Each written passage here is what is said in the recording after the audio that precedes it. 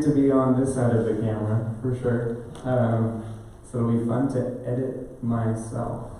Weird. So I'm not going to give you all the addresses for the scriptures that I'm going to go through, because I'm just going to go through quickly. But I promise it's in the Bible. So I want to talk about the story of the Garden of Eden. We've all heard it a billion times. So you got Adam and Eve, Garden of Eden, hanging out with God in the cool of the day. They're told, hey, one thing you can't do, eat that fruit from that certain tree. Servant comes through, says, hey, he just doesn't want you to be like him. Go ahead, go for it. It's going to be a great time. Wasn't a great time. Their eyes were opened, and they saw that they were naked. And the first thing that they did was they went and got some shrubs, fig leaves, whatever specific tree or plant it was, and they covered themselves because they were ashamed. And I believe that since that moment, God has been trying to get us back to that place of Eden, where we're not covering ourselves with shame, and we're actually in alignment with Him and what He calls us. Does that make sense? We okay? I'm used to speaking to youth, and so they're just yelling and throwing stuff the whole time. Okay.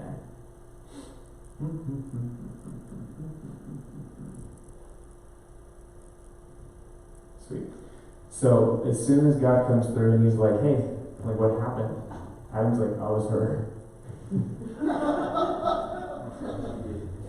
Yeah, and I'm like, dude, how you gonna do your girl like that? He took no personal responsibility for the choice that he made.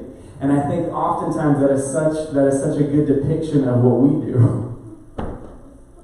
Oh, the devil made me do it. This person at work that really makes me upset made me do this, or this person cut me off in traffic and it led me to do this. And God's like, yo, just own up to it. There's so much power in our choice. There's so much power in our choice. Christianity is not a feelings-based religion. If I base everything on my feelings, I'm never going to accomplish anything. I'm not going to feel like it. I felt like laying down before I got here. You know, if I'm honest, I want to sleep in. And if I did that, then you guys would just be looking at the wall, reading what that Bible says right there. Psalm 23. We have to push past these emotions because there's so many highs and lows, and it's like, God, what are you calling me to do? Because oftentimes breakthrough is on the other side of something you're not feeling. Does that make sense? That's awesome. Knowingly or unknowingly, oftentimes we choose to live under shame. And to live under shame is essentially to look at what Jesus did on the cross and spit on it.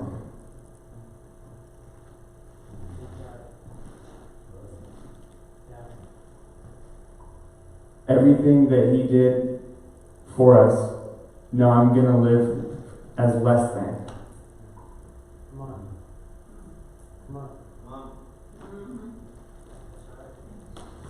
This isn't a mess. This is a message to me as well. So don't feel targeted. But I just want to be real. I think that if we're more honest with ourselves, then we would see breakthrough happen. Oftentimes we want to distract ourselves with everything in the whole entire world. Like me, I play this stupid game on my phone, and when I get home, I'm like, I've been doing this for 2 hours and have accomplished nothing. I need to eat. Now I'm too tired to eat, so I'm going to go to bed and go to work the next day. Right? We get into this routine, and that's why I love being here, because I stepped away from my routine so that I could just hone in on what the Lord was saying over my life. And I feel like I received so much just from stepping away. And I feel like God honors those who are just going to step away for a second. You don't have to go on a whole vacation. Just setting aside that time and being like, God, what are you saying to me? Why does this thing keep happening over and over and over? Why am I not seeing breakthrough?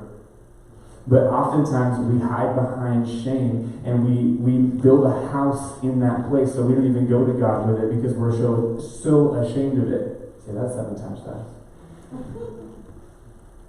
Like, it's hard to be honest with ourselves, but sometimes it's hard to be honest with God. And I think those people that are honest with God, those are the people that are seeing consistent breakthrough. You know, I know that for me, there's times where I'm like, oh, I'm being honest 99%, but there's this one thing. Don't touch that, Lord. That's mine. That's for me. And God's like, I want to be a part of everything. I want you to be exposed to me like they were in the garden. I don't want you to have parts of you hidden from me. Because he is a gentleman. Right? He's not going to control you. There's no love and control. Right? The whole point of our relationship with him is for us to get to know him so that we can love him. But he's only going to work on areas of our life that we allow him into. Those parts of your heart that they bring up so much pain. Those memories, those people, those relationships, those things, God wants to touch those today. Those things you've tried to suppress and it almost feels like it didn't even really happen to you. God wants to touch those today. Because the only way to have breakthrough is to go through. That's why it's called breakthrough. It's not break around. Work around everything else. Right? It's breakthrough. And to, I didn't even think about the song we were singing until right now. It's so funny. I was like, hey Jonas, my mom wants you to sing something. Are you down? He's like, yeah, I'm going to sing this song like a day ago. And it all ties in. That's really funny. Thank you, Jesus. We doing good out there? Yeah, we okay? We alive? We awake? So Jesus came to help uncover ourselves.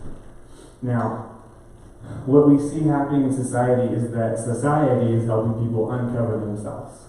Right? But they don't know who they are. Right? How can I teach a dog how to be a dog if I'm not a dog? It doesn't work that way. Right? I need the Creator. I need someone to go after the Creator so they can show me my identity, right? And that's where you all come into play, right? The point of getting to know him is for other people. Like me time, all these different things. It sounds selfish, but at the end of the day, it's being selfish to not go within and figure some stuff out so that you can serve other people around you. Our whole point of being here is to know the nature of God. Think about it. How many billion people are there, and they all are made in the image of God? Right? That indicates to me that God has so much to him that I do not understand. All those weird people you deal with, all the fun people you deal with, all these different things, like that is the nature of God. And so if I'm to get to know him, I'm going to understand more and more and more. And all of these things, people having breakthrough in their life, all these different things are going to be a byproduct of relationship. Those family members you're contending for, they need you to be the change that they want to see. They don't need you just to pray for them. Faith without works is dead. You, at the end of the day, you cannot control them, you cannot do anything, but you can be a living example for these people. Right? And so spending that me time is not selfish. That's a lie from the enemy. Taking that time aside and spending it with the Lord, the one that created you, the one that can speak identity over you, everything else is going to come from that place. Make sense? We're good? Oh my goodness, it's so quiet. And I think truly, like, now, people need to understand their identity more than ever. People are being misled, right? We've been misled. I think that if you grew up in dysfunction, when you're around healthy people, you look to stir up dysfunction because that's what you're accustomed to. Like going to high school, we had all these things that we do because I lived with my mom and my dad my whole life. And I go to other people's houses and they're like, why are you doing that way? And I didn't know that it was weird because that was what I was accustomed to. Right? That's the environment that I put myself in. But if we start to take that and we're like, Lord, show me, and you become accustomed to his nature, all those things are going to flow out of that place. I'm not going to be when I make decisions, I'm making them with God. I'm not making a decision and God has to fix it. Because I know his nature, because I know him. I'm like, a couple of days ago, I was out thrifting in Stockton, as I always do. when I'm here. And like in me, my desire is to have my headphones in, shop, have a good time. And then this lady comes up and just starts telling me her life story. And in my mind initially, I was like, don't talk to me. I just want to do my thing. Let me live. But because I know the nature of God, I recognize it as a moment. She needed someone to listen. She didn't have anybody to listen. So I listened to her, and I was able to pray with her, just in a thrift store in Stockton, some random stranger.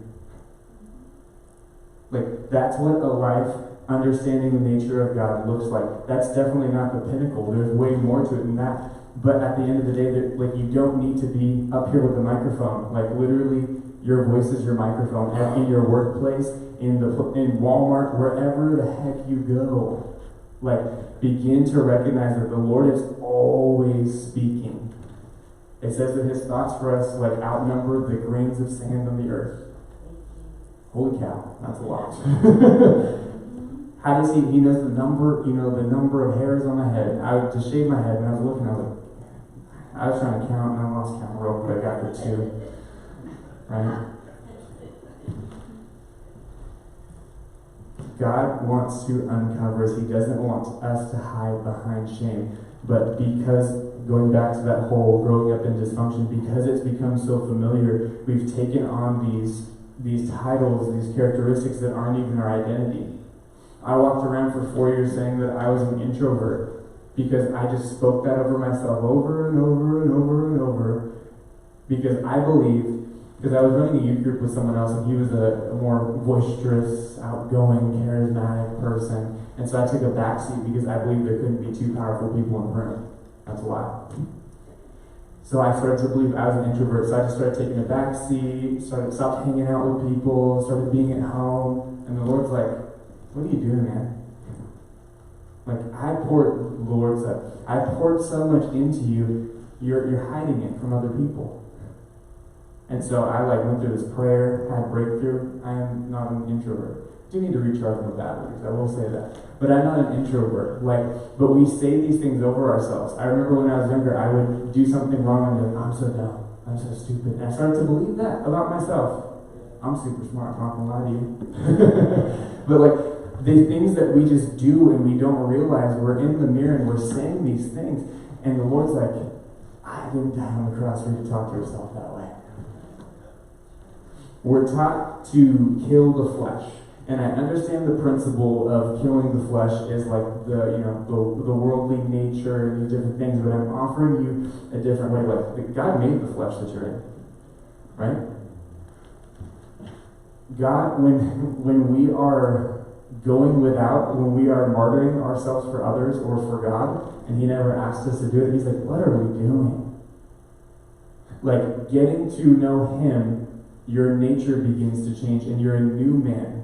That would indicate to me that this is a redeemed thing, right? And you're not supposed to stop at the point of salvation. And so many, I know for a long time, that was where I was at. I was like, oh, I'm saved, I'm cool, I'm going to heaven, living my life, I'm going to sit in the pew now. That's not it. Like, your relationship with God should be constantly developing.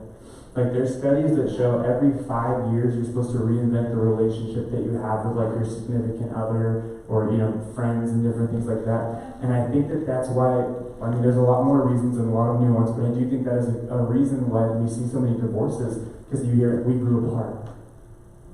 Because there's a lack of intentionality in reinventing the relationship. And I'm wondering how many of us are relating to God how we did 5 years ago.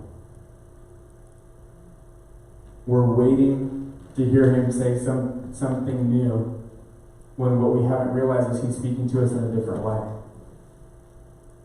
The most fun way God speaks to me is with people I don't like. I'll be at work and I'll be a frustrating customer, and they have no idea how profound what they're saying is, and I'm like, alright, God, you're a funny man. Gotcha, got it. But as I get to know the nature of him, I can recognize those things. Otherwise, I could take it like, oh, this person, blah, blah, blah, blah, you know what I mean? And I become frustrated. And I think, we can be our own worst enemy. Because, if we're left to our own devices and we're dictating identity to ourselves, we're going to miss it. Is everything making sense? Are we good? Okay. Boom, boom, boom. Man, I'm flying through points. What's going on? I wrote it out and I was like, I don't want to just sit here and read off of it, read off of it, and then Holy Spirit be knowing. He's got it in my head.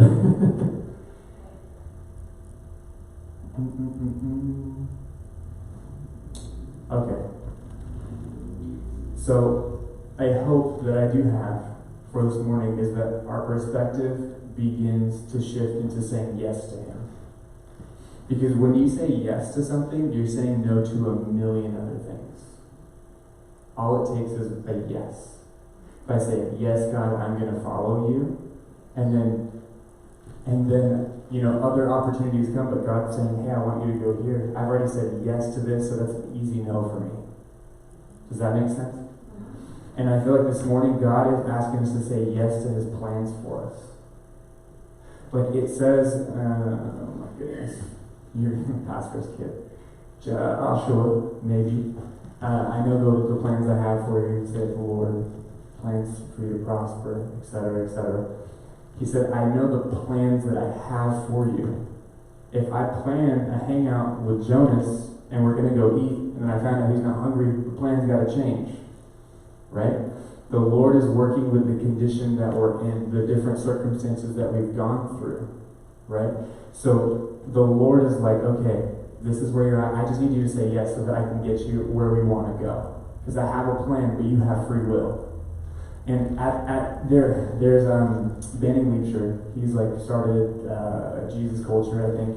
He was deciding between two churches, and he was like warring over it with the Lord. Like, oh my God, do I go here? Do I go there? There's so many options, and if I do this, I don't want to miss you, God. And all that God said back to him was he laughed. And he's like, Ben, do you really think that you can get outside of my plan for you? We are so worried about missing God that we miss God. Like when your heart and your posture is a place of love in His nature, you can't miss. If I go into the street and my heart is to love someone for God, no matter what I say is going to resonate because I want them to know the Father's heart, right? So it's not this place of missing. It's like I'm going to start taking risks, right?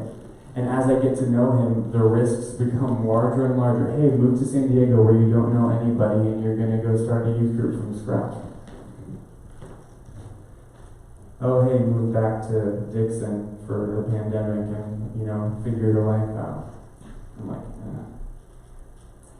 But everything makes sense as time goes on for me because I needed to go back to the place where I was from in order to have that healing. The principle that I was saying, the breakthrough is going back through that thing. Like I had to go back to the place that hurt because long story short, in San Diego it didn't work out as I thought it would, and so there was a little bit of disappointment. So I said, I'm never going back there. I'm never talking to this individual. I'm never doing this thing. And your boy is on the road of nevers for the last 2 years. I moved back. I've gone and spoken to that person that hurt me. I forgave them. I broke bread with them. I've done all these different things because that's the only way I'm going to get my breakthrough is by going back to that pain point. Right?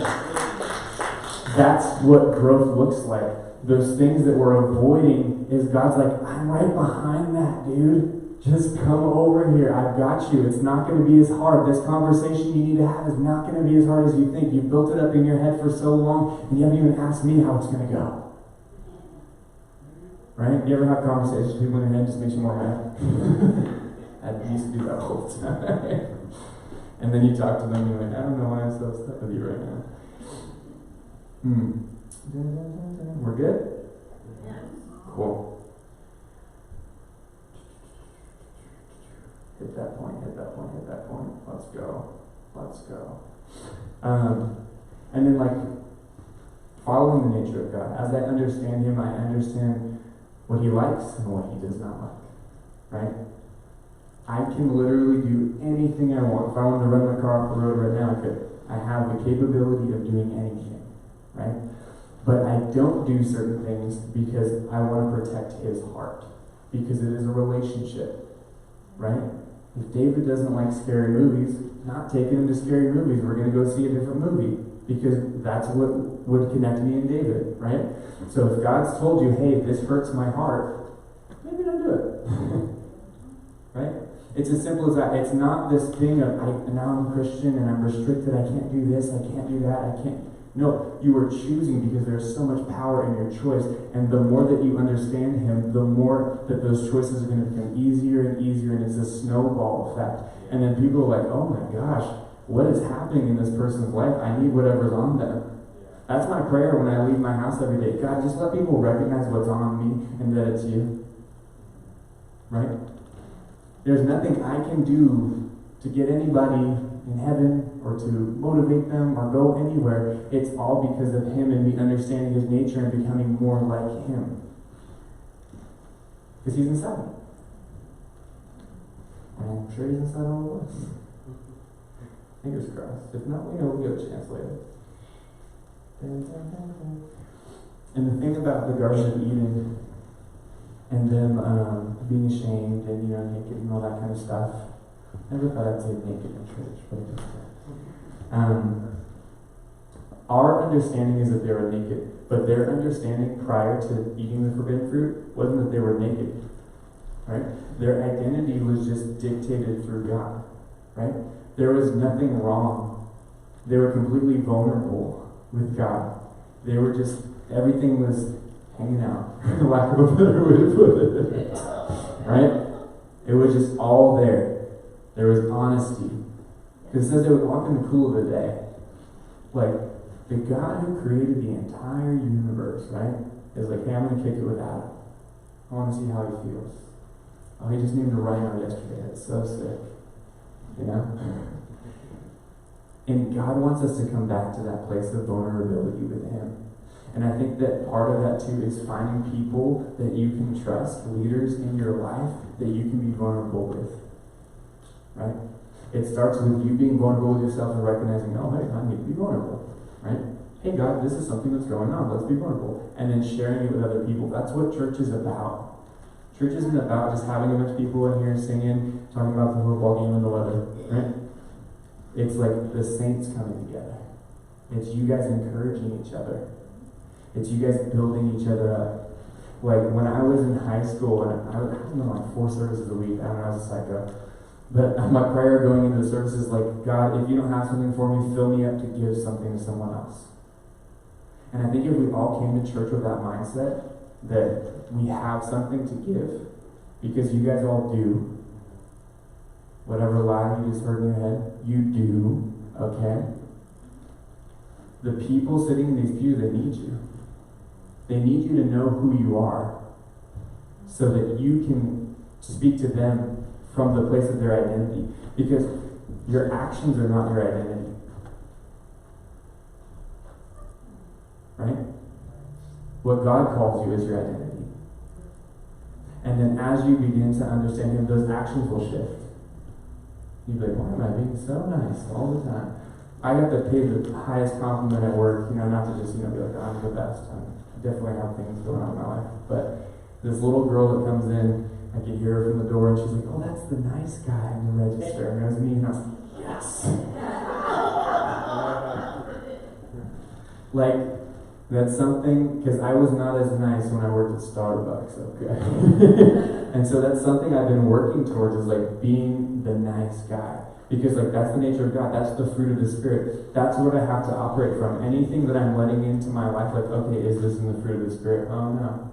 It's not. Bye. That's what speaks into my identity. The fruits of the Spirit. Right? Cool. Let me just double check in here. How much time have I been speaking for? Oh my gosh. I've been speaking for so long, dude. No. Oh, I thought I deleted my note. I was going to cry. Yeah, I just feel like the Lord wants to collaborate with you guys. With all of us. At the end of the day. He's just like, I want so badly for this breakthrough to happen. I just need you to ask. And it sounds so simple, because it is. It's not it is not going to be an end all be all. He's going to invite you into the process. Sometimes process is fun, sometimes process is not fun. But in order to move forward, he needs you to invite him to. We good on that? Sick. I also wanted to tell you, I feel like the Lord said, I was like, God, what are you saying to these people? You haven't missed it. You haven't missed him. You haven't missed it. Everything that's happened in your life has led to this moment for you to move forward. You needed to go through those things and have the struggles and the victories and all these things to be who you are now. To come to this understanding. And God's like, you haven't missed me. I really want that to sink in. You haven't missed me. That was what I heard screaming in my ears while I was walking in Lodi Lake. Lockeford hasn't missed me. Right? The thing is, if I wanted to drive to Sacramento, there are several ways to drive to Sacramento, right? There's all these different roads. There's bad choices, like the 12. Go through Dix. It's a bad choice. It's a long way around. And some of us are taking the 12 right now. Okay? Right?